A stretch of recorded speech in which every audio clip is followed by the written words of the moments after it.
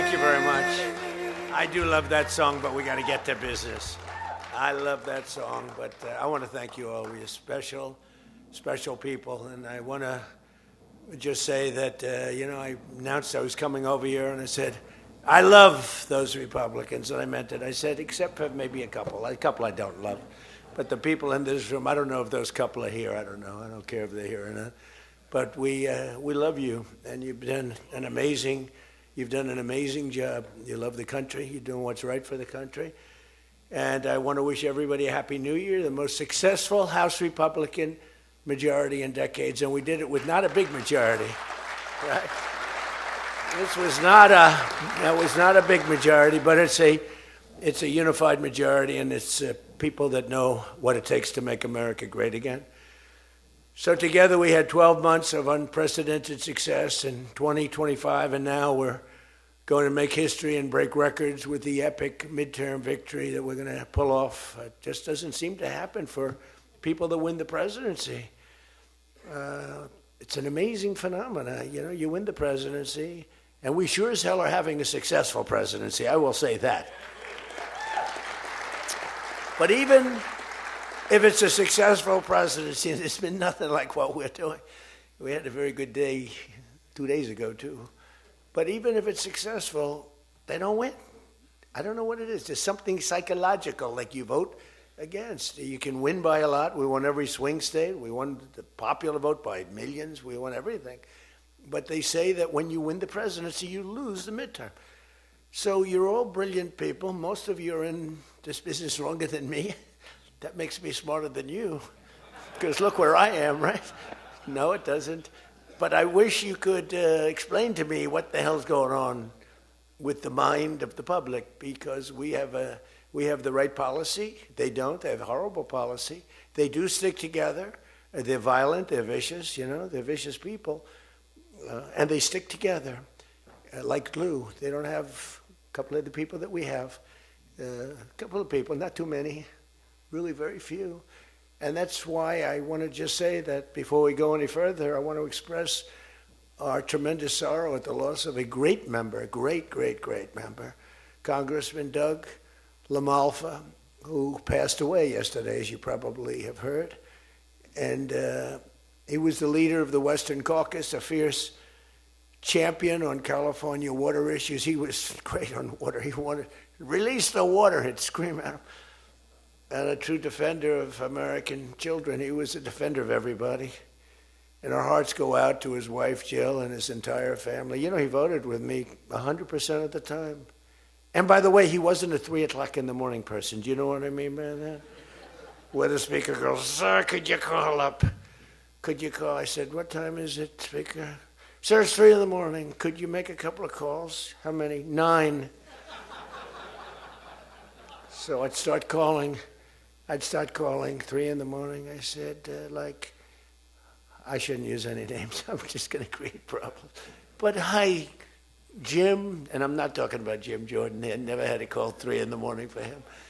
But I said, hi, Jim, how you doing? I just called to say hello, 3 in the morning. Okay, sir. Sir, you haven't spoken to me in 3 years, and it's now 3 in the morning, so I know what you want. You want my vote? And usually almost always they'd give it. But they wanted to be called. And with Doug, I never had a call. He was with us right from the beginning. I love those guys. I must say I probably love them the best, the guys that I don't have to call. They know we're doing the right thing. I have a couple that are going to be with us all the way, but they just want the call.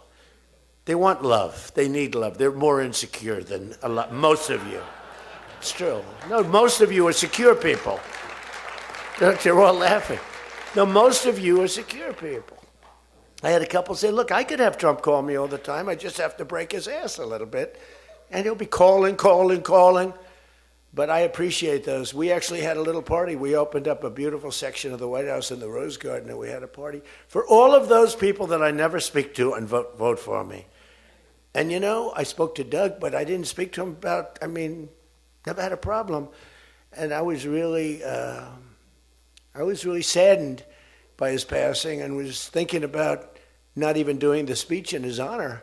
But then I decided that I have to do it in his honor. I'll do it in his honor because he would have wanted it that way.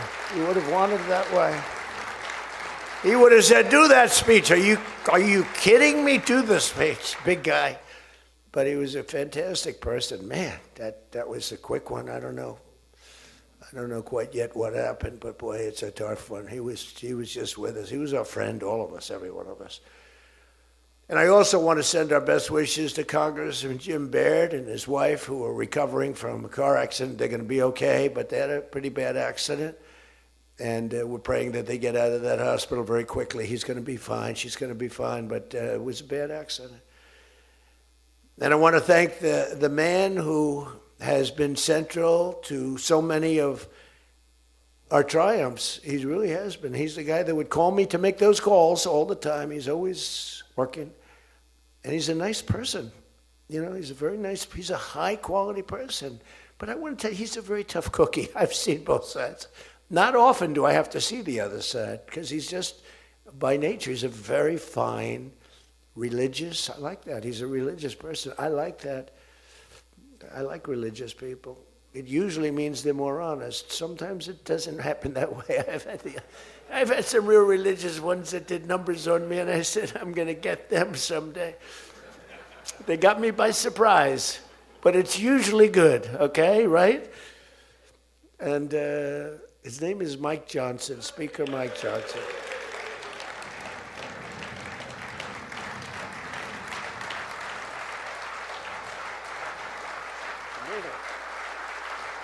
He has my complete and total endorsement. Stand up, Speaker. So, you know, but it is true. A lot of times they'll say, I wish Mike were tougher. He's tough. He's tough as anybody in the room, actually. But can't be tough when you have a majority of 3. And now, sadly, a little bit less than that. I mean, a little bit less than that, maybe. But you can't be Trump. You can't, I want you. You know, you make 10 enemies, 20 enemies. That's the end of that, right? Everybody loves him. I would say there's one person he's given up on. I mean, I think he just gave up on this guy. He's so bad. He never votes for us. But no matter how good, he won't vote for us. There's a sickness there. You know, there's something wrong. You can have the greatest bill, the greatest for the country. Forget about for Republicans. Great, great, great for the country. I'm a no vote. We don't even bother calling him at 3 in the morning, do we? Huh? But I want to thank another guy who's as tough as they come, because he went through something that none of us have gone through. I went through a little shot, but I get that throbbing feeling every once in a while. But what he went through was incredible. And that Steve Scalise, he got hit hard. Where's Steve? Steve.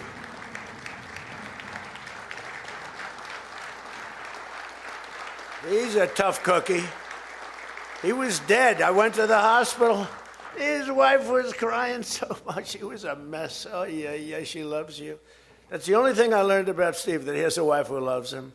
Because I've gone to hospitals where guys are in bad shape, and the wife couldn't care less. She's waiting. She's looking for the next guy. Who's the next guy down the pike? Who the hell is the next guy? He's died. I said, that's so bad. Oh, yeah. I had one where the dog died and the husband died at the same time. I said, it's so sad. Yes, I love this dog so much. She couldn't give it, and the guy left her a fortune. Can you imagine? He shouldn't have left her anything, but she was much more concerned. It's true. Oh, the dog was devastated. The husband, he was like an afterthought. Your wife loves you, Steve. She's a great wife. Another one who has a great wife, Jackie, is Tom Emmer, right? Look at you. You have a great wife, but you haven't been tested like these guys. You haven't. We don't want to test her, right? She's incredible.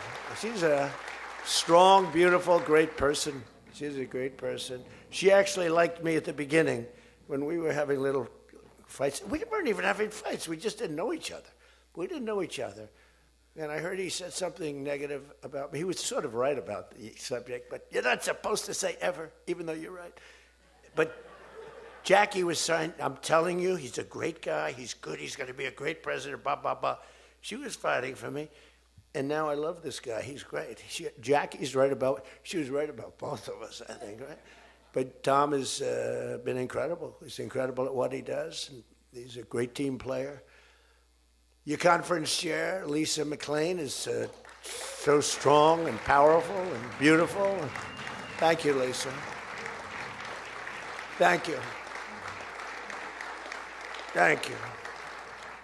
And I think their broadcast, you know, we said we don't care if the press comes or not. So when I say that, that means that they're broadcasting all this, and I'm letting my feelings out because it's true. I feel that way about so many people in the room. I could say it about many of the people in the room. Some I don't know as well, but many of the people in the room. They're incredible people. You're incredible what you're doing. We also have another one, Richard Hudson, chairman, NRCC. Richard's always in there. Always with a smile. No matter what's happening, Richard. He always has a smile. He's just a positive guy, smart and positive. Thank you, Richard. Really appreciate it. You do a great job. Republican Policy Committee Chairman, Kevin Hearn. Kevin, where are you, Kevin? Thank you, Kevin. Thank you. Did a great job. Every one of you got to be proud of yourselves. And basically the entire House Republican Conference. It's been really amazing what you've done. And we're going to give you some ammunition today. I said, I'd love to make a speech. The Speaker asked me, would you make a speech? I said, sure. You think Biden would do that? Would you make a speech? What? First of all, people wouldn't ask him to make a speech because it never worked out well, right? Could never find the exits. You finish, look, stare here, stare there, stare here. You could jump off the front if you had to. No matter what he did, he got himself into trouble. So basically, they didn't ask him to, but if he did, it wouldn't be good. But it's good with me because, you know, we have so much ammunition. We have ammunition. The problem is the fake news. That's why I like being on. I'd much rather do live television than do non-live because, like, when they say, as an example in my speech, peacefully and patriotically to the Capitol, peacefully and patriotically. Do you know that the Unselect Committee didn't report it, that I said those words? Do you know that the news never reported the words walk or march peacefully and patriotically to the Capitol? Do you know they never reported it? It's a scandal. The Unselect Committee never reported that. They never reported that Nancy Pelosi was offered 10,000 soldiers, National Guard soldiers, whatever you want. No, I don't want them. And the mayor. The mayors were in writing. She was more honorable about it. But Nancy got caught when her daughter did a documentary. She's a documentariist. And she has her mother saying, it's my fault. I should have taken the soldiers or something. I saw that in the documentary. I said, whoa, this was a major story. Has she spoken to her daughter since that, you know? But they just, you know, they are vicious people, even on the attack. And it was an amazing military feat that took place yesterday. Think of it. An amazing military. The people are saying, well, thank you.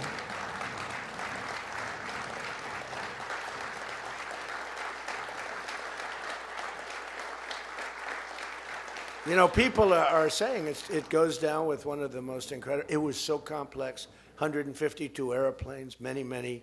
Talk about boots on the ground. We had a lot of boots on the ground. But it was amazing. And think of it, nobody was killed. And on the other side, a lot of people were killed. Unfortunately, I say that, soldiers. Cubans, mostly Cubans, but many killed. And they knew we were coming, and they were protected, and our guys weren't. You know, our guys are jumping out of helicopters, and you're not protected, and they were. But it was so brilliant. The electricity for almost the entire country was, boom, turned on. That's when they knew there was a problem. There was no electricity. Caracas said, there's no electricity. It's not the only people with lights were the people that had candles. It was just off. So we sort of got them a little by surprise. But It was brilliant tactically. It was an incredible thing. But I watched where Schumer, he's such a bad guy. I mean, I've known the guy for a long time, and he's such a bad guy. You know, at some point they should say, you know, you did a great job. Thank you. Congratulations. Wouldn't it be good? I would say that if they did a good job. Their philosophies are so different. But if they did a good job, I'd be happy for the country. They've been after this guy for years and years and years. And, you know, he's a violent guy. He gets up there and he tries to imitate my dance a little bit. But he's a violent guy. And he's killed millions of people. He's tortured. They have a torture chamber in the middle of Caracas that they're closing up. But he's tortured people. And now what they do, the radical left, they actually have people, and it's hard to get them. They're all paid people. Most of these people are paid. You know they're paid when they have brand new, beautiful printed signs by like the highest quality printer, and you have a woman, free Maduro, and the sign is before we even did the attack. You know, free Maduro. Why do you want him freed? I don't know, but he should be free. Oh, she reads the sign. What does that say? It says free. Well, that's what I believe. And you know, you see the sign. It's like, Lisa, we should all have quality signage like that. The one thing I want their sign maker. The guy is great.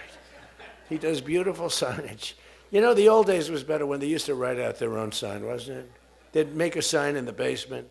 They'd have an old broken board holding up a sign, and it's made with a magic marker, sloppy as hell, and it meant something. But today, when you have that yellow and black, they should use different colors a little bit.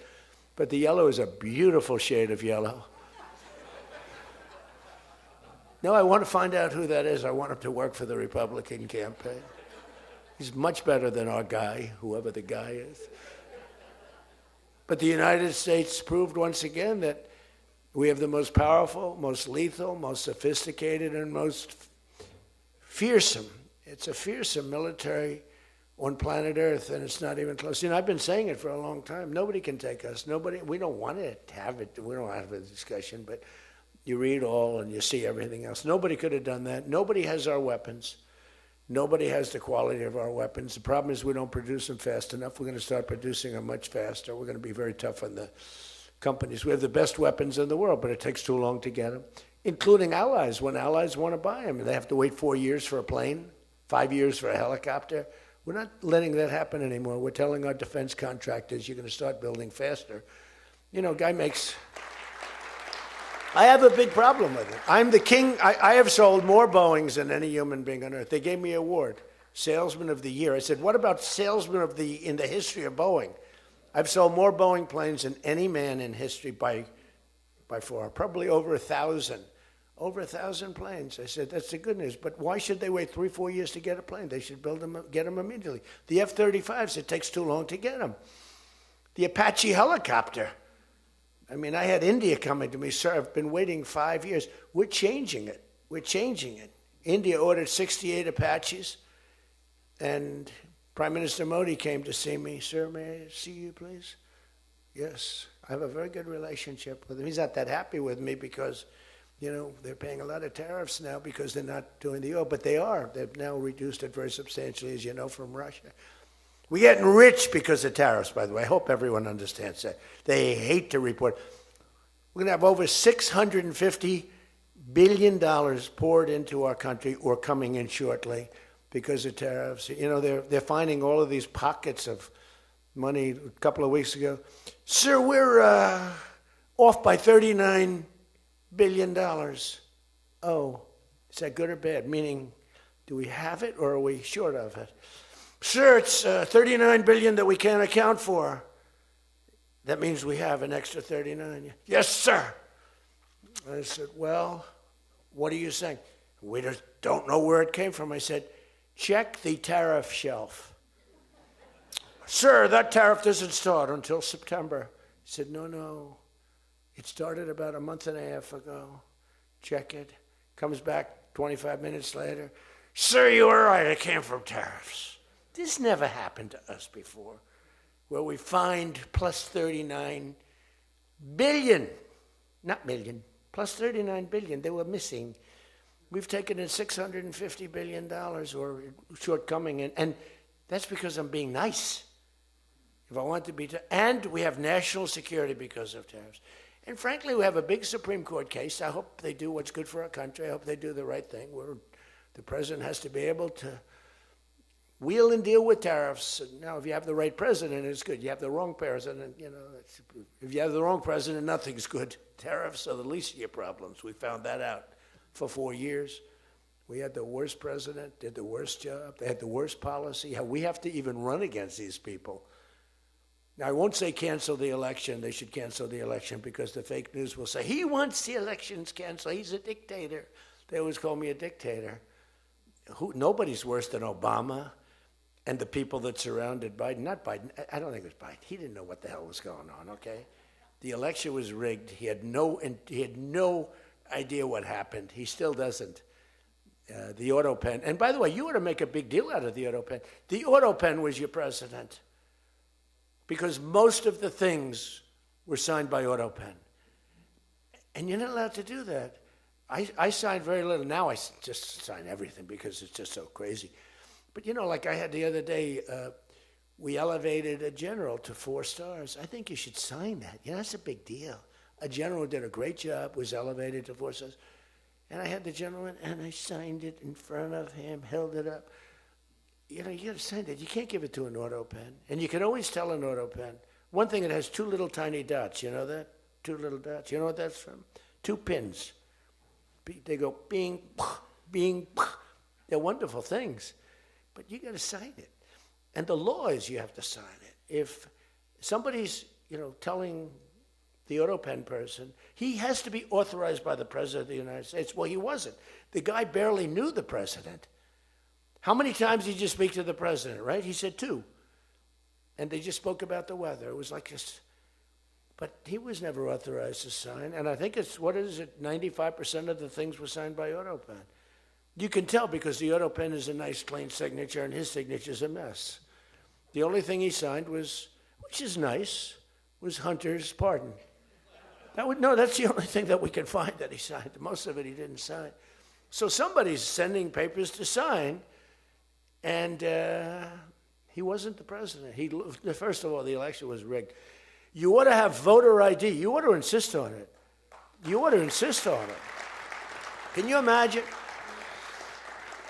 In California, they not only don't have voter ID, but if an official at the voting booths, which they don't have, by the way, because it's all mail, if an official, a voting official, even asks somebody for voter ID, sir, would like to see your identification.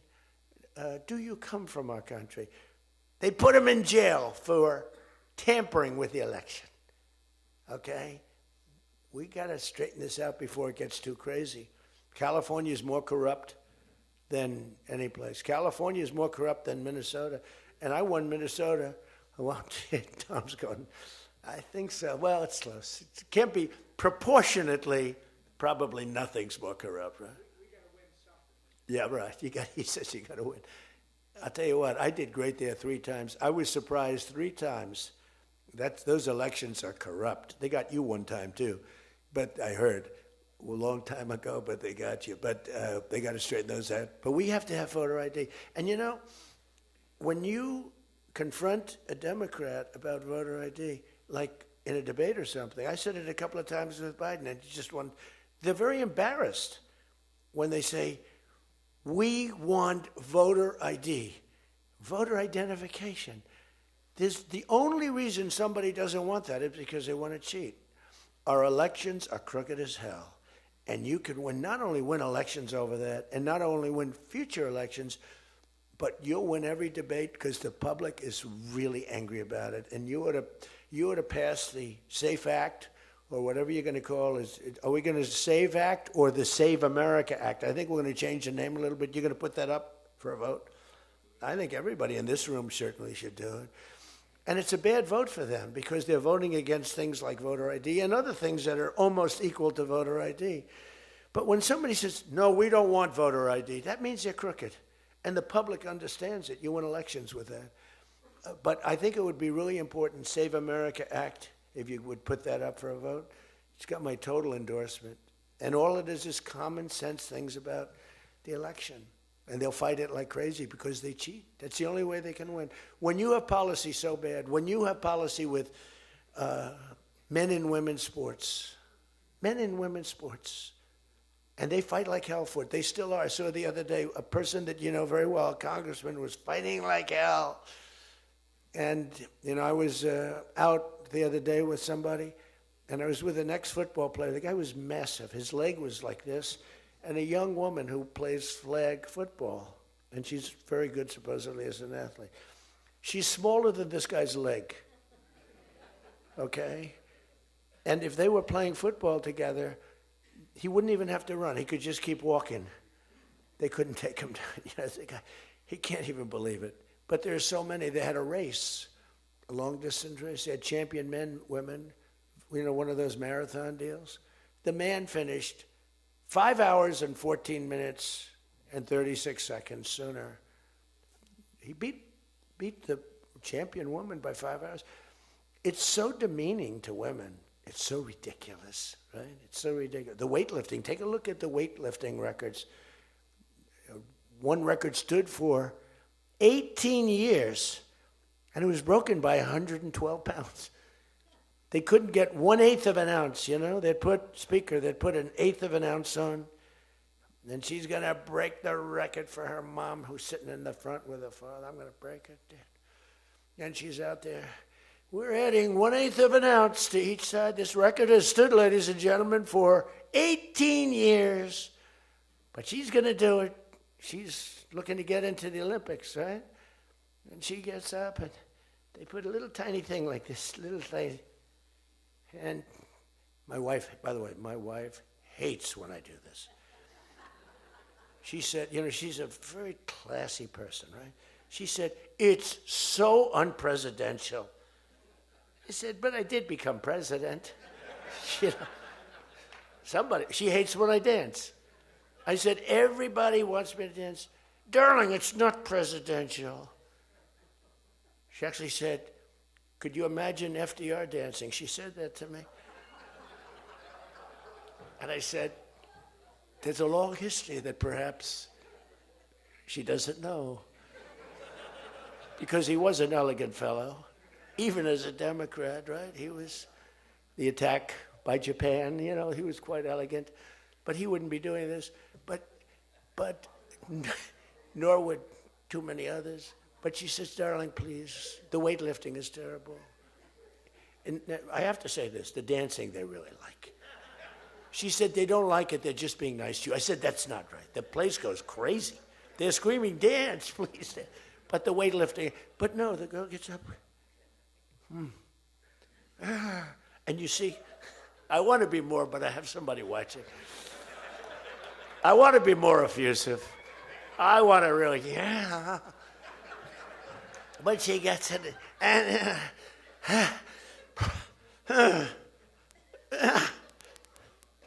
drops the thing, walks off the stage crying. Her mother's crying, her father's crying.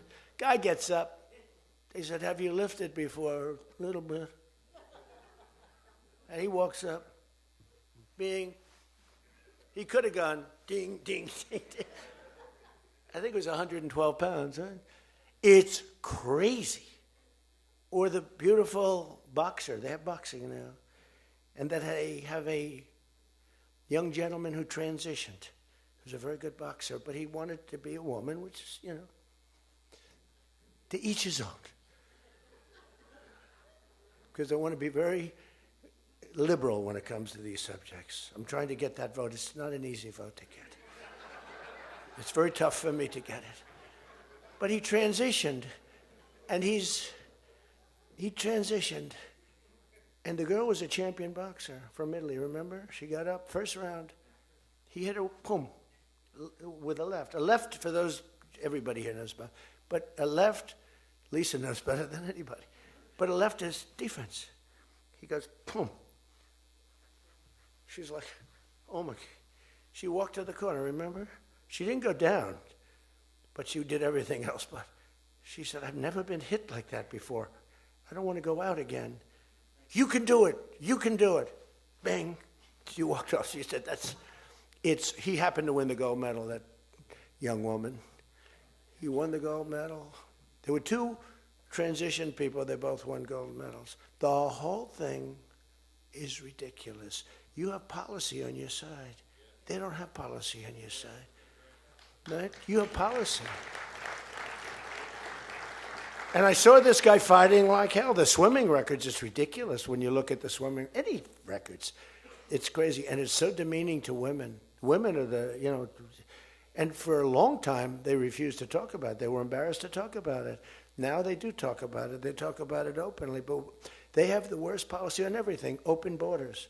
We want open borders. They still want an open border. We did the greatest job ever on borders, and I think they forgot it. My guy said to me today, I have a great guy, Ross. He's the greatest speechwriter. He said, sir, let's not mention the border. Nobody cares about the border anymore. Can you believe it? This was the biggest, this was the biggest thing there was. It says to me, nobody cares about the border because it has a shelf life. I fixed the border. I fixed it in my first term, but now I really had to fix it. It was much worse, when I came into office. Millions and millions of people were pouring into our country, and I fixed it. And my guy, who's incredible, says, people don't want to hear it, sir. You've done that. The problem is people forget that I did it. They totally forget. They were talking about the other day, we don't like Donald Trump on this, we don't like Donald Trump on that. And somebody just out of the blue said, well, he did an unbelievable job. Who cares about that? They're saying, that's been done. What do we do about that, Mike? Everything you do. It's almost like, what have you done lately is the way you have to run your life. In other words, I could have the most unbelievable 4 years, and I guess I'm not allowed to run. I'm not sure. Is there a little something out there that I'm not allowed to run? But let's assume I was allowed to run. I could have, there's going to be a constitutional movement. No, I could have the most unbelievable 4 years. Everything was great, but in the last week, I made a little slip up in something, and you lose the election. It's like, so we can't let them forget that we did such a great job on the border. By the way, Venezuela, everyone, they're marching in the streets. They love it, except in New York. I mean, where they find these people? These people, and they're not these people are a mess. I know it's not nice to say that. These people are a mess. Where do they find these people? They're the worst looking people I've ever seen. They got hats that are all frayed and they look like, they're all paid. They don't even know what they're talking. When the reporters don't interview them because they know that it's, the press is so anti. It's hard to believe the press could be so anti because it's all common sense. It's not, we're conservative, whatever, doesn't matter. We're all common sense people. It's not even conservative, it's common sense. But the press has no credibility whatsoever. Think of it. I got 97% bad stories on one network, 93% on the other, and I won in a landslide. You know what that means? The press has no credibility. That's all it means. And we got to keep it that way. So I don't talk too much about the swimming, the weightlifting, the boxing. I don't talk about it. You know why? I want to start bringing it up about a week before the election because I don't want them to correct themselves. I don't want them to say, we've decided that we don't want to have men playing in women's sports. That'd be a devastating blow for us. Because that's, they say it's an 80-20. No. It's about a 98-2 issue.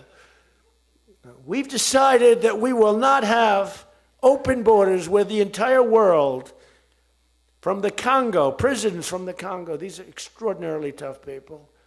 These are people that make our motorcycle gangs look like fine young men. Okay? Our motorcycle gangs are wonderful people by comparison. No, they come in from prisons in the Congo. They come in from prisons from all over the world, but in particular Venezuela. Tren de Aragua. Tren de Aragua comes in, and Tren de Aragua, they say it's the worst gang in the world. It makes our gangs look like little sweethearts. It makes our gangs, you want to take them out to dinner, they're so nice. They cut off the fingers of people. One guy makes a phone call in Colorado. The governor stinks in Colorado. He's no control. So Tren de Aragua, they don't want to do anything about it. So ICE has to go in and take them out because the governor doesn't want to do anything. But they make a phone call. They've taken over my building. The landlord's calling. They took over his building. So the governor doesn't want to do anything. But he calls the police, the guy. They come in. Did you call the police? This is Trinde Rugg. We're talking to the man that owns the building. Did you call the police? Yeah. Boom, they cut off his fingers. If you call him again, the next time your hand comes off. Can you believe it? The guy's walking around, his fingers were cut off. And these are the animals that we're throwing the hell out of here. Washington, D.C. is now the safest city in the country. And you people know that better than anybody because you were, I mean, think of it. You're in Congress, you're respected people, you're afraid to walk outside.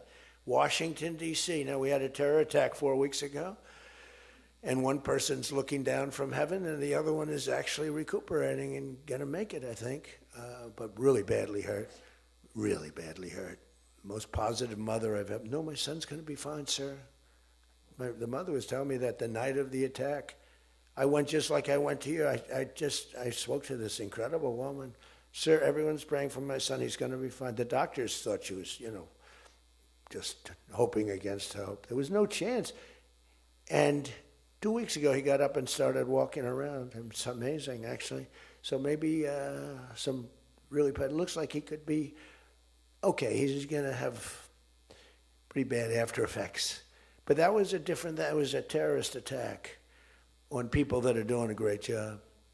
And it could have been anywhere. But we haven't had a murder. We would have, on average, 2 murders a week in Washington. I don't even like talking about it. Two murders a week in Washington, D.C. We haven't had one in 7 months. People can walk out now. You can walk down with your wife down to the restaurants, which are booming, by the way. I mean, if you go back to before I got in, and we did a pretty good job 4 years ago, but there was never this, in my first term. So when we were during the first term, we were pretty good, but it wasn't like that big of an issue. It became a big issue because people were being mugged all over the place. We had a couple of people working in the White House that were killed. We had one guy waiting for his wife in a car. They said, "Get out of your car." He said, "Well, I'm waiting for my wife." They blew his head off. The wife is walking up to the car. Animals. And then they get angry when I say, "They're animals." Nancy Pelosi, "They're not animals, they're human beings." No, they're not. This is another thing. That's a 98-2 issue also. No, they're animals, and we've taken them out. We've took out over 2,000 people, brought them back to their countries from where they came, or they're in prison now in Washington. Because it's not just like, you have to take the bad ones out. 2%, 3% of the population causes 90% of the crime. Think of it. 2% of the population in Washington, D.C. causes 90% of the crime. So when you get rid of the 2%, we took out over 2,000 people, got them out of the country or in prison. Some were so bad that we didn't want to send them back to their countries because they'll come back in, even though it's hard now, but they're pretty smart. They're sick, but they're smart. But you're now living in one of the safest cities in the country. It's a great thing. You can walk to the restaurants. Restaurants are booming. New restaurants are open. They were all closing. You wouldn't have had a restaurant. And I don't know about you, but to me, those soldiers standing there look so good. I'm not going to feel safe walking down the street without them. I don't think you would either. Even though, we took out so many criminals, I just feel better. To me, they're beautiful. I look at these soldiers, and you feel safe. You feel safe. I don't think if we took them out, even if the crime wasn't much, it would definitely be more.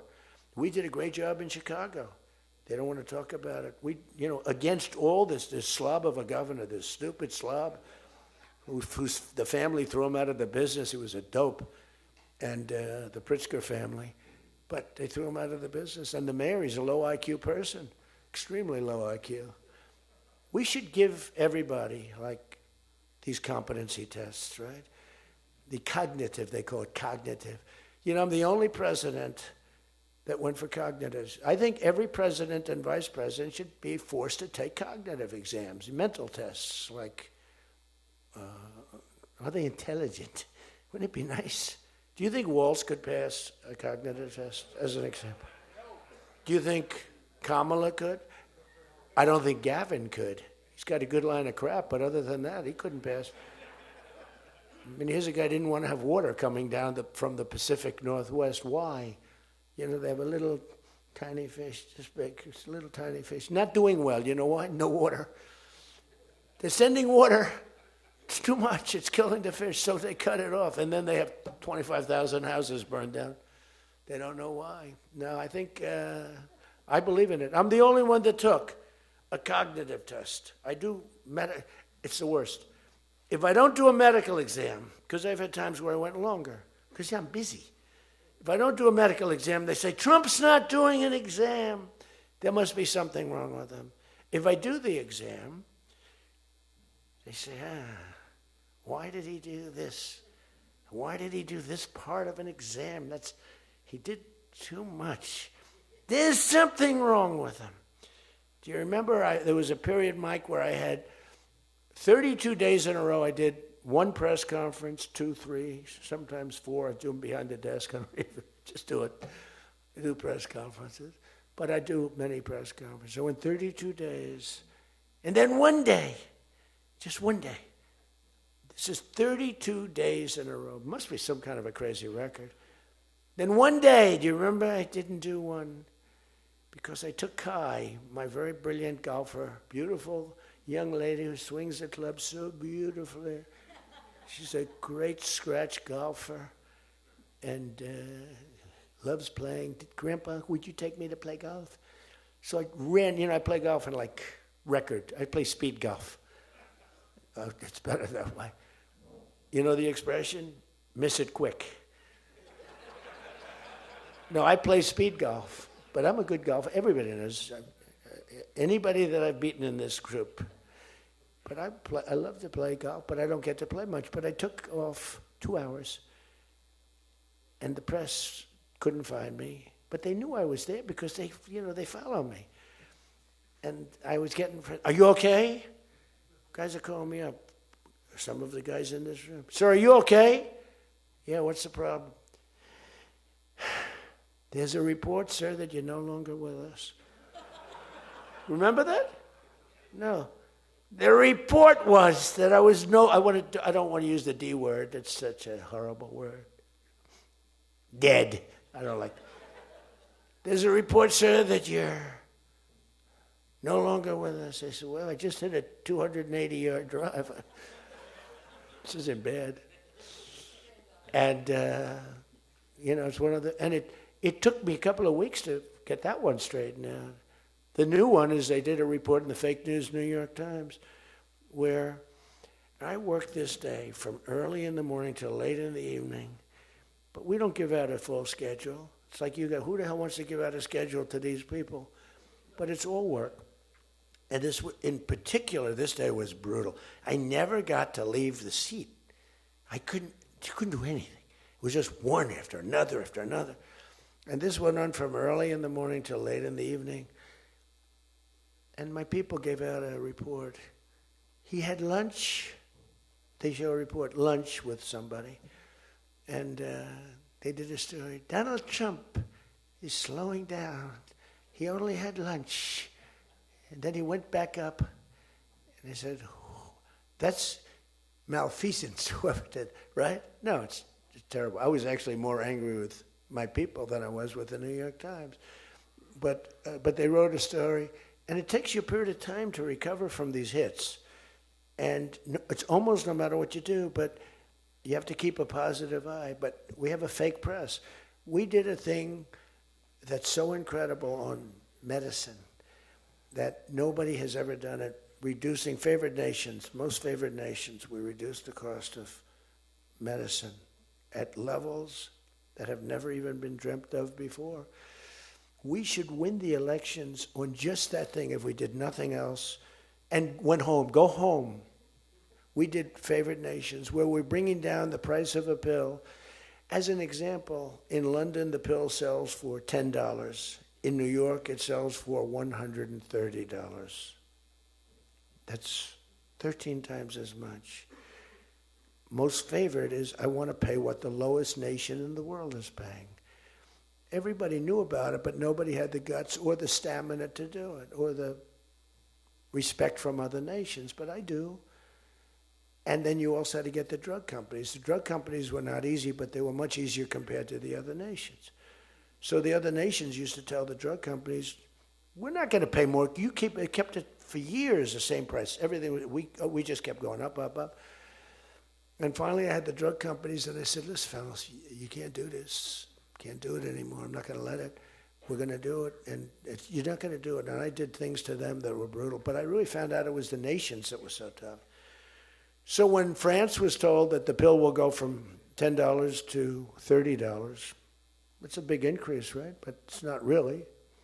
And that ours would come down from $12 or $13 down to $30. So theirs would go from 10 to 20 or 30, and ours would go from $13 down to, meaning $130, down to 20 or 30. So it's a huge drop for us. Now, depending on the way you calculate it, it could be thousands of percent down.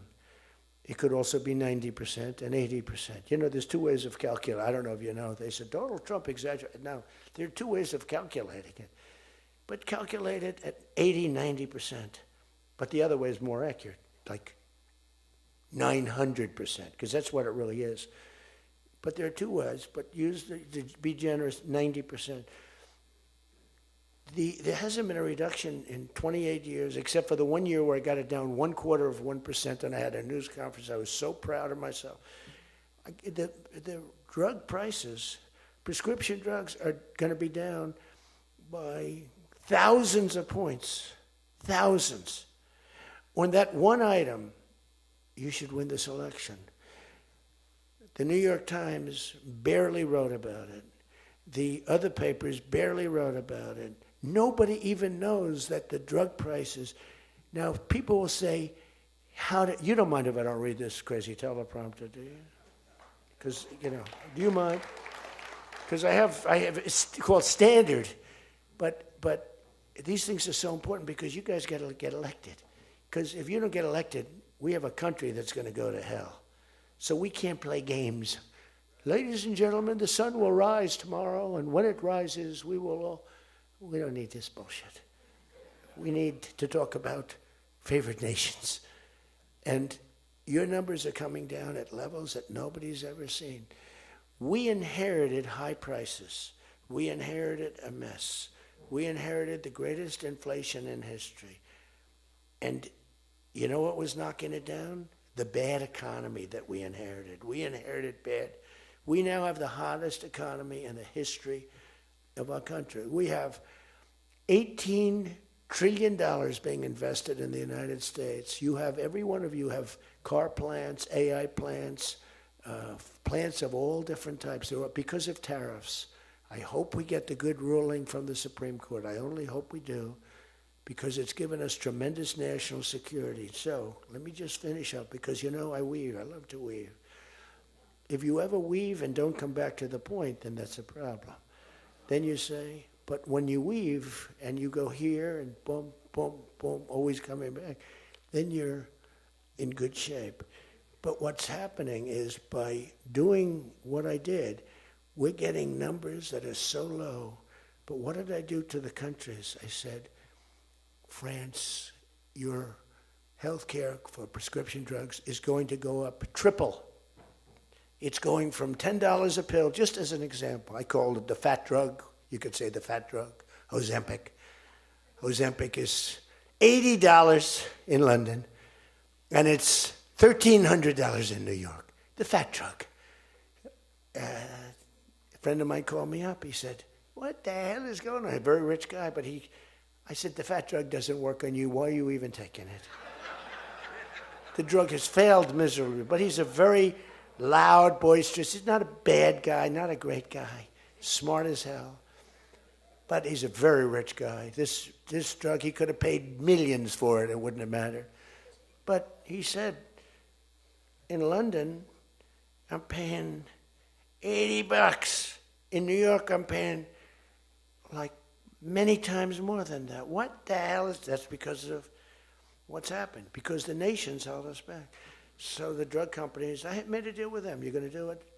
They said, whatever the nations agreed to. The nations were a bigger problem than the drug companies. So I said, you tell me they'll never agree, sir.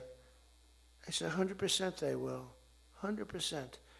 They said, sir, the smartest guys, Eli Lilly, Merck, Pfizer, all genius. They're all making numbers you wouldn't believe. The defense contractors are making more. That's why I'm going to say, you're making $45 million a year and you can't produce a frickin' helicopter for 7 years? We're going to talk to them about that. But I said to the France, I called up, as an example, France, just as an example, I like him, he's a nice guy. Emmanuel, you know Emmanuel Macron? I love the French accent. Emmanuel. They said, listen, you're going to have to raise your prices a little bit because we're paying 14 times more than you. That's a lot, right? We're paying numbers. In other words, we're making up for all of this deficit. No. I don't know. I will not be able to. Mr. President, please excuse me. Most of the people call me Mr. President, except for people that don't respect me. They call me Donald, which are probably a lot of them too. But they said, no. Putin calls me Mr. President. She calls me Mr. President. Emmanuel goes, no. We will not do that. Yes, you will, Emmanuel, 100%, because I was told they wouldn't do it. And this is, you can take Emmanuel and add up Hans, you can add up Ludwig, you can add every name in the book. It's all the same. The answer is no. We're not going to double our drug prices. Not for you or anybody else. I said, yes, you are, 100%. We are not going to do it. No, you don't understand. 100%. You're going to do it and you're going to like it. They go, I don't understand. I've told you 5 times, why do you keep saying you're going to do it? Because I'm always right about, Trump is right about everything, right? I said, the hat. Trump is right about it. I have been right about everything. Got to keep it going. Is there wood up here? Hold it. I always like to, just in case. Trump was right about everything. And I said, so you're going to do it, Emmanuel? No, I'm not. I said, okay, here's the story, Emmanuel. If on Monday you haven't agreed to every single thing that we want, I'm putting a 25% tariff on everything coming out of France, including your wines, your champagnes, and everything else. No, you cannot do that. I said, I can do that, and I will do that. Even for national security, I'll do that, but this is for medical security, and 100%. Now, let me explain. The tariff I'm imposing on you is 42 times more expensive than what I'm asking for you in return. So you can either have a 25% tariff added on to you, like I did with China on fentanyl. I put a 20% penalty tax on China, and it's drying up because the tax is far more than they make with fentanyl. But with the other nations, I said, you're going to do it. And you know what he said? You can't do that to me. I said, yes, I can. Don't worry about it. It's not going to be that bad. You just have to explain it to your people, your 39 million people, that, by the way, don't vote by mail. They vote on paper ballots. They tried voting by mail, and there was fraud all over the country. We're the only country that votes by mail, essentially. You know that, right? You know, Speaker, that's another thing. We're the only country that's stupid enough to vote by mail. Even Jimmy Carter's commission said, don't do it. But just to finish so that you won't say he wanders. Emmanuel said to me, Donald, you have a deal. I would love to increase my prescription drug prices by 200% or whatever. I would love to do it. It'd be such an honor. Whatever you want, Donald, please. Don't tell the population. Please, Donald, I beg you. Every country said the same thing. No, we will not do this. Some were strong, some were very nice, some were rude. But they all said one thing, no, we won't. And within, I'd say on average, 3.2 minutes, they were all saying, we would be honored to quadruple our drug prices. So we would be honored to quadruple our prices if that's what you like. We want to make you happy. Okay. Therefore, I will not charge you a tariff, and you're going to increase your drug prices by 3 times what they were paying 2 days ago, right? And we have now favored nation. You think Biden could do that? I don't think so. Think Biden ever thought of it? Now, everybody's wanted favored nations, but everybody knew it was impossible to get the countries to agree to it because they wouldn't have done. And they've been doing this for 40 years or whatever it is. We were subsidizing the entire world. That's just one of the many things we're giving. But you should take that thing. That's going to save. Now, that also, when you add that to health care, your drug prices are much lower than what you projected. So we're going to reduce health care by a lot. One other thing. On health care, it's never been our issue. It should be our issue. We had a very nasty vote from a couple of people. I guess Collins, I guess Lisa Murkowski, and I guess a man named John McCain. Remember? Thumbs down. You remember. He said, I'm all for 10 years he campaigned. I don't want to be nasty, but for 10 years he campaigned on Obamacare. We're going to destroy Obamacare. We're not going to do it. And then we're going to terminate it. And then, it was a little surprising. We could have had health care, good health care. Obamacare is bad. And the people understand it's bad. And the premiums are horrible. But one thing I've learned a lot about health care. I found health care sort of like not of tremendous interest, but it was very important. And I made it of tremendous interest. So I made a statement a couple of months ago because I saw the numbers. I said, boy, because, I like to see what's going on. That's one of the reasons. By the way, we set an all-time record again today. We have the highest stock market in the history of our country by far, every single month. That's another thing you should camp. They like to demean that. The Democrats, well, that doesn't mean anything. That's just, no. That means jobs, and it means 401ks, because a lot of people have 401ks. And they have, best lawyer in the room, the best, have 401ks, and they have 401ks like, I had a young policeman. I told this story twice, but it was the same thing. This was a recent case. I had a case years ago, because I had a great economy. We had the greatest economy in history during my first term. My first term was a tremendous success. But again, nobody wants to talk about that. We rebuilt our military. We did things that nobody could have done. We did a great job. This term is blowing it away. It's blowing every term. There's never been a president that had a year like this, especially a starting year. And we should win based on that too, all things. But the 401k, so there's a policeman, and he comes up, and he was guarding me along with lots of other people. Sir, I want to thank you. What? My wife thinks I am the worst investor in the world. And for the last year, she thinks now I'm Warren Buffett. She said, you're smarter than Warren Buffett. You're a better investor than Mr. Warren Buffett, sir. I said, how's your 401k? It's doubled. It's going up. It's going up, boy. I said, just relax. But 401ks are through the roof. Those are us. Those are the people. We have the highest stock market in history. 47 days out of 11 months. We have just a piece of the last month left for the first year. 47 days out of 11 months, we hit a new record. Well, we hit one last night. We hit another one today, I understand. But we hit one last night, a new record, brand new record. All exchanges, not just, Dow. Dow was up, but all of them. We have another record, that's the 47th time in 11 months that we've hit an all-time high. And the future, because we have more money coming into our country than any country has ever had by far. The record was about $3 trillion many years ago by China. We've got $18 trillion pouring into our country. You know why? Because of tariffs. Because if they build a factory, they don't have to pay any tariff. But if they make it in another country and they send it in, they have a very big tariff to pay. So they can't pay that tariff. So what they do is they come in and they're building. By the way, this is what China did to us for many years. It's just reversing it. Other than we have a great product. We were losing our product though. Tell you what, if I had lost this election, if you had Kamala, it's the same thing, Joe and Kamala, I call them equals. If you had Kamala come in, I believe that our country would have been Venezuela on steroids.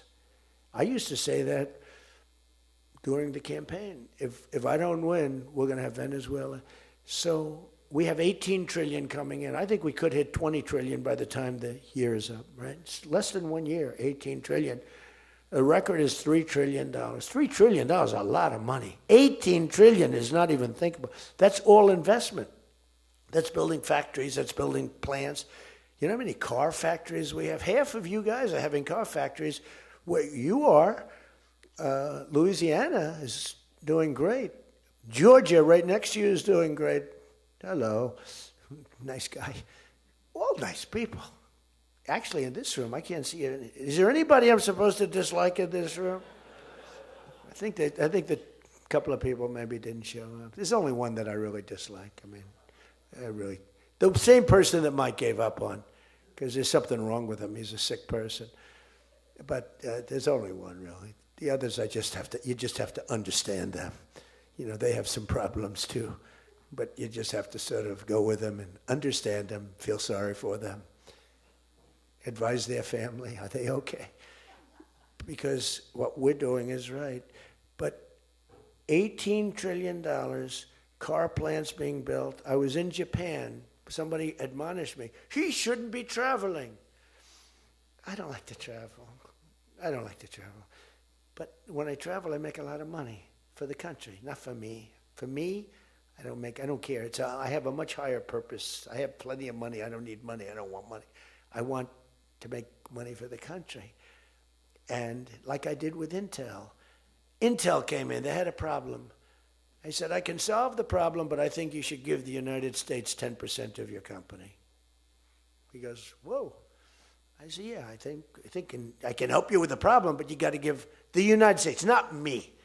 Sometimes I'll say, give me, but when I say me, I'm talking about, I'd love to accept it, but I don't think that law enforcement would like that, right?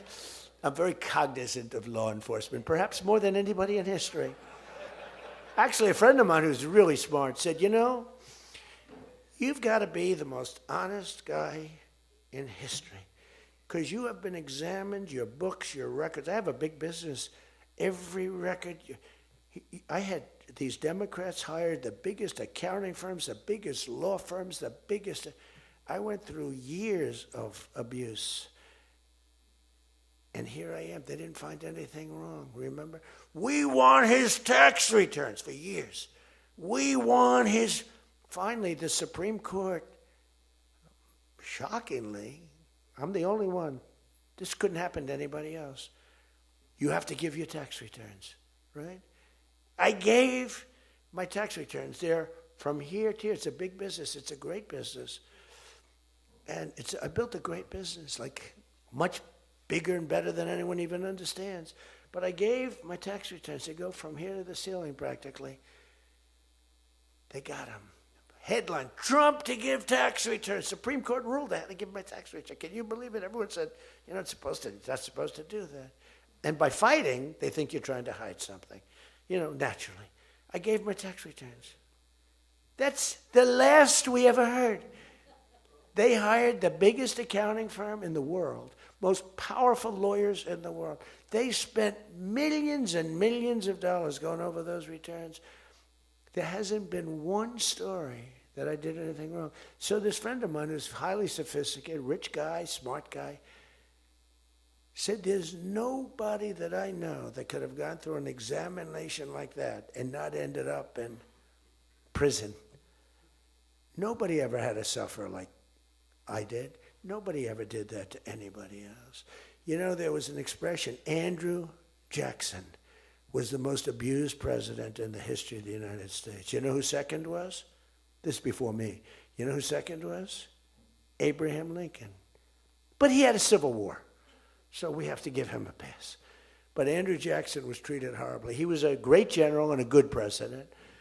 So bad that his wife died. I mean, his wife died. They were horrible. But I just saw a report came out the other day. I blow them away. He never got impeached twice. I got impeached twice on nothing. On a perfect phone call, remember? Perfect phone call. Tim Scott, who's a great guy, great, wonderful guy, South Carolina, straight guy, right? He is a good guy, good person. He's an honest person. He read a transcript. Thank goodness I had a transcript. Essentially, the call was taped because they tape calls. I didn't even know. So was that call taped? Yes, sir. I said, oh, well, bring it down. I don't even know. And we read the transcript. It was perfect. It was so good. I told Ukraine not to cheat. And if you see any cheating, report it to the Attorney General of the United States. That was my call. They said, he was trying to intimidate. All I said is, don't cheat. And we have a signed agreement that Ukraine can't cheat. You know that. It's the only country we have actually a signed. They violated the agreement many times, I would tell you. You'll find out. I was right about that too. But nobody's gotten treated. But this guy said to me, for you to have escaped. But the one thing, and I'll just end it, because Jim Jordan back there, world champion wrestler, 128-1. Whatever happened to the one guy? The Russian. He lost. How dare you lose to a Russian? Do you know the more impressive record for Jim? Because I'm a big sports person. I love sports. Jim went to high school. As in high school, he was considered like the top wrestler. But he was undefeated in high school. Now, what that means is that as a freshman, he was beating seniors. Is that true? Were you actually undefeated? Seriously, were you undefeated in high school? That means as a freshman, he had to beat seniors, Steve. Nobody could, because there's such a difference between a freshman and a senior. To me, that's more impressive than anything. But I'm also impressed with his fight. Now we have to close the deal, Jim. We got to close the deal. Close that deal. I respect. I saw Jim, and the first time I met Jim, I looked at him and I said, tough-looking guy. But I noticed the ears, they were a little rough. They were a little bit of a rough. Some people would say a little cauliflower on that ear. They said, Jim, have you wrestled before? Yes, I did. Where? Was it Ohio State? Something like, he was an All-American at Ohio State. I said, yeah, I could sort of tell. I look at the ears and I can sort of tell. But have you had plastic surgery on your ears, Jim? No? Because they look better now than they did the first time. They've healed over the years. They've healed. Actually, now you're wrestling with probably much tougher people, the radical left lunatics, right? But anyway, so I just want to leave it by this. I want to say that you are great people. We have all of the policy. We have wonderful.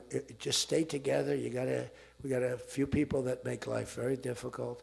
They don't have that. I used to say they don't have a Mitt Romney in their midst. I mean, Mitt Romney was very difficult. You know, he was almost like for them. It was on the Senate side.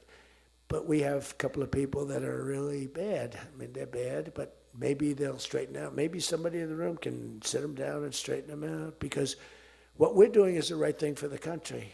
We're not Republican or Democrat. We're doing the right thing for the country. If you look at what we're trying to solve the health care problem. We're trying to get better health care at a lower price.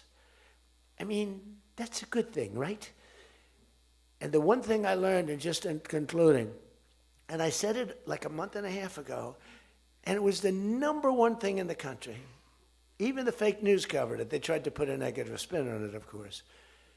I said, I read a story about insurance companies making a fortune. A fortune. Their stocks were up 1,700%. Who invested recently in a stock that's up 17? And that's because the money that they're getting from Obamacare is massive. And the government generally. That means they're making a fortune. And as soon as that, because I have a natural, I don't want to say it again, but I have a natural business instinct. I do. I've always done things. I've done some things that people said you're crazy and I made a lot of money with. I've done a lot of things that were good. I have an instinct, right? Somebody said, he's got the best political instincts of any politician in 150 years. I said, no, I don't. I really don't believe I do. I think I have good instincts. I have common sense. But they said that it was a very complimentary statement, but I don't believe that's necessarily right. But I do have good policy. I have good common sense. And maybe they wheeled that into instincts. And I did become president, so can't be that bad. And I never did it before. Don't forget, I ran for president. I had a politician telling me very strongly, they said, "Sir, I've run for office 20 times and I've won 17. And I know what I'm talking about. This was at the very beginning of my first time. I said, well, I've only run once, and I won, but I won for president.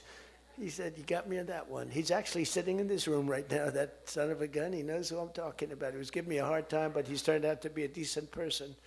Not the best in the room, but a decent person. He's not my favorite in the room, but he's decent. But we have one thing that's really strong. Uh-oh, it's a fake news. Pulitzer Prize, right, Doug? Pulitzer Prize. He got one for the bullet. He had the bullet, but he got how many Pulitzer Prizes? 3 Pulitzer Prizes, and all talented guys. These are great guys. I don't like the people back there as well. These are the ones that take the pictures. Make me look thin for a change, Doug. You're making me look a little bit heavy. I'm not happy about it. But one thing I did see and find out in the last 2 months, when you tell the people that we want the money to be paid to the people so the people can buy their own health insurance and health care, it's like, and I just said it, and I said it because I read a story on the front page of a certain paper that I don't even mention because it's so stupid, paper is so bad, it's gone so far off the Wall Street Journal, I don't mention it. I refuse to tell you that it's the Wall Street Journal. They've lost their way. This is not the Wall Street Journal of old. But I read a story on the Wall Street Journal, and it said that the insurance companies are making so much money. They weren't demeaning them or anything, and I guess as an investor, you're happy. When I read that, I said, wait a minute, they're making that kind of money, and they're making it because of stupid politicians, I hate to say, that we allow them to make it. If you guys can get in a room, because, we don't have that as one of our issues. It's the only thing they have. They're lousy at it. They came up with Obamacare. We tried to fight it. We almost had it won, but we didn't get 3 votes. We should have gotten them. But here's, you want to turn this thing, you work on favored nations, you work on borders, you work on all of the things that we talked about, but now you take the healthcare issue away from them, and they want to fight it. You know why? They're all owned by the insurance companies, and they cannot fight it successfully. There's nothing they can do. That's like almost the voter ID thing. When they try and fight, I watched a guy trying to explain why we shouldn't have voter ID the other day, and the guy was a fool. He looked like an idiot. This is the same kind of an issue.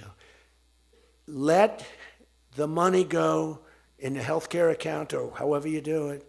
Let the money go directly to the people. Now, you have to be a little flexible on Hyde. You know that. You got to be a little flexible. You got to work something. You got to use ingenuity. You got to work. We're all big fans of everything, but you got to be flexible. You have to have flexibility. I came out with a statement. Let the money go not to the big fat cats in the insurance companies that made 1,700% over the last short period of time. Let the money go directly to the people where they can buy their own health care. And I'm not sure that I've ever said anything that was more impactful. I say a lot of things and have a lot of good ideas. And this was an idea that, the whole world went crazy. The whole country went crazy. The world went crazy with envy. If you can somehow do that, Mr. Speaker, Tom, all of you, Steve, if you can do that, this is going to be your issue. And the other thing is fertilization. They're trying to hit us on fertilization. They were dead on fertilization when I got a call from a very wonderful young senator from Alabama saying they had just lost a case And the case, I've never been met with such scorn. Friends of hers were just going crazy. And I said, explain the issue to me. And it was on IVF, the fertilization. A judge ruled against and said all fertilization places have to be closed down, like immediately. It would have been a disaster. And fortunately, I picked it up, and we owned the issue. But now I understand they're trying to make a case on fertilization. You can't let them do that. Very important issue. All of these issues are very important issues. But you can own healthcare. Figure it out. Let the money go directly to the people. It goes in a healthcare account.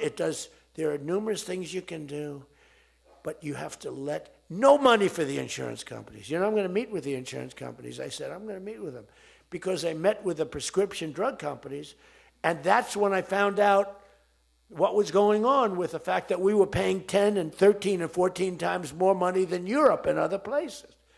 I learned that at the meeting. Now I'm going to meet with them in a few days. I'm meeting with them all, 14 companies. I'm meeting with them all. I'm also meeting with oil companies. Let's go. You know what that's about. We've got a lot of oil to drill, which is going to bring down oil prices even further. But if you can come up with health care, remember this, where the money goes to the people, you have just owned, they can't fight it. They're owned by the insurance companies. You guys don't get money from the insurance companies. They do. They get a massive amount of money. It's their biggest donor. They're going to try and fight you, but they can't win the fight. If you explain it, the money goes directly to the people. That's going to be your issue. The other thing is energy. Your energy prices have come so far down since I'm president. And nobody wants to, I saw on television, energy prices are down 3%. No, they're not down 3%. They were $3.50 and $4. It's now $1.99 a gallon in many stations, and it's going down further. And that's like a massive tax cut. And that's the other thing, tax cuts. No tax on tips, no tax on Social Security, no tax on overtime. Now think of this, no tax on tips, no tax for seniors on Social Security, no tax on overtime. You're allowed to deduct if you buy a car and you take out a loan on the car. For the first time ever, middle-income people, all people can deduct, but they never got a deduction before like this. It's only for rich people, they got them. They have so many deductions. You're allowed to deduct the interest against your taxes. Nobody thought it was possible. It's going to be phenomenal for the car companies, but it's even more phenomenal for the people. It's like getting it's like paying half for the car. All of these things, you have so much ammunition. All you have to do is sell it. Taxes. But the one thing they know about the taxes, I call it the great big beautiful bill. I think it's even better. But the great big beautiful bill is just that. There are so many goodies in the bill, you have to get the word out. Because the people in the back of the room won't do it. That's why I love live television. Because they can't, sometimes they'll turn the camera off. But they're embarrassed when they do that. If we're going too strong and doing too well, if the lights go off, you know you're doing well. If the lights are on, you got yourself a problem, okay? I see that little red light. That light goes on. If that light, that's bad, isn't it? If that light goes off, you know that you're doing a good job because you're fighting the Democrats and you're fighting the fake news. And it's amazing that they can be so stupid. And they don't have credibility anymore, and you can beat them. I mean, it's the old thing that, never fight the news, but you have no choice because it's almost like they become radicalized. But you are fighting the news, but you can beat them. That's why I'm standing here. I mean, I had Kamala. I was beating Joe by 30 points, and then they changed him. That's like a fighter in the ring. He's losing, and they said, let's put somebody else in to take his place. Very unfair. They changed in the middle of the election. They said, he's going to lose, so let's give somebody else.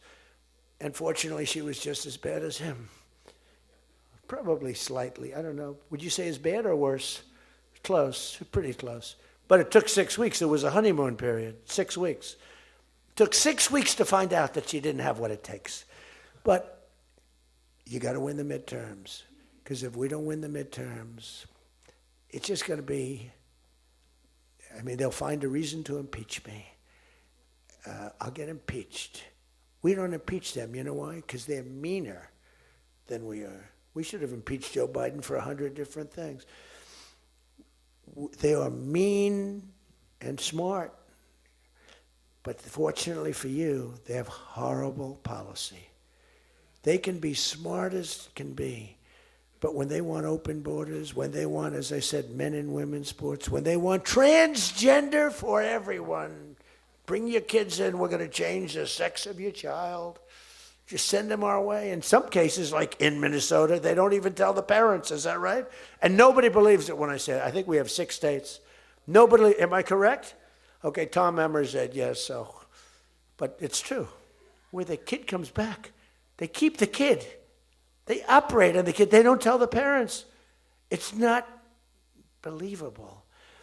We have great, solid common sense policy. They have horrendous policy. What they do is they stick together. They never have a no vote. They impeached me. I never knew I was going to be impeached. I get a phone call, you just got impeached. I said, what does that mean? It took them 10 minutes. They impeached the president of the United States, who did a damn good job. I rebuilt our military, Space Force, I got everything. I did a lot. They impeached me for nothing, twice, for nothing. Fortunately, you were on our side, and we were unanimous. And the second time, the few people in this little group, like Rice and this, they're all gone. Every one of them is gone, except one that we're going to sort of let ride with. Some guy that has a state that you might as well just let him ride. But think of it, everyone's gone. Everyone's gone. It makes me feel so good. I don't want to feel vicious, but I'm so happy that everyone. And they're seriously gone, too. They lost in landslides. This guy named Rice, he lost by 48 points, right? Remember him? Oh, no, there he is. What a job you did, Mr. Fry, Congressman Fry. I looked around for somebody.